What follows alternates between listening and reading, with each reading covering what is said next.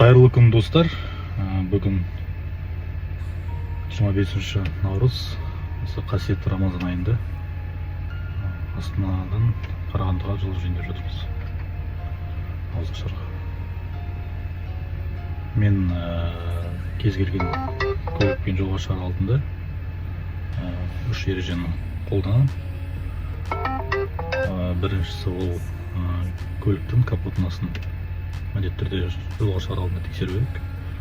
Жаңағы мотор майын, антифриз, тормоздың жидкость және де курдың майын керек болса, оны құю керек. Сосын визуальный осмотр жасау керек. Капоттың астын ешқай жерде май танып тұрған жоқ, әлі су ағып тұрған жоқ.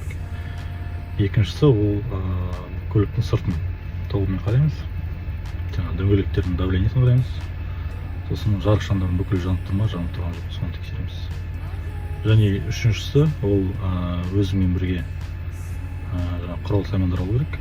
Бұл компрессор дөңгелек өретін және запас киім.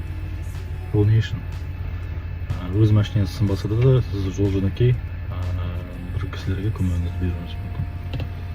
Сондықтан әрдайым мен өзім үш қағидадан осы үш ережені ұстанамын. Мен қазір шағырма құйып алдым. Сөйлеп мексемен Қарағандыға жол шықтық.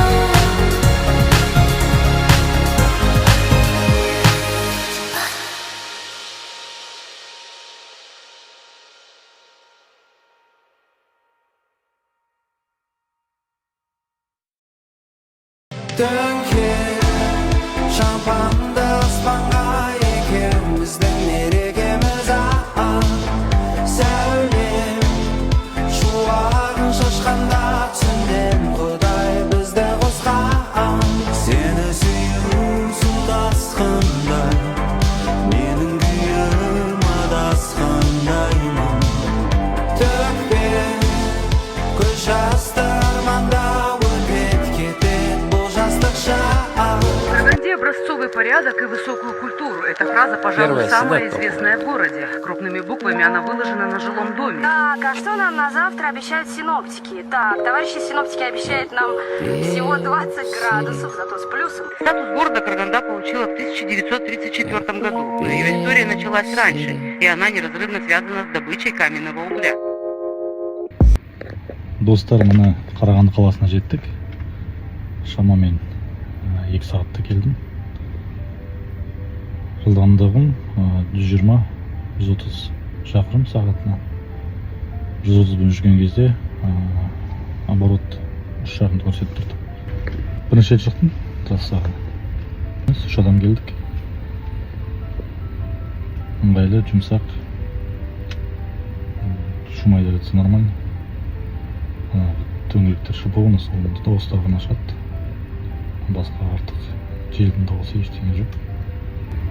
Болашақта тағы да видеолар жүктейтін боламын. арнаға тіркеліп қойыңыздар. Өздеріңіздің пікірлеріңізді білдіріп, жаңа лайк басып, тағы да қандай сұрақтарыңыз болса, астында жаза кетіңіздер. Жақсылықта кездесейік, аманшылық болсын.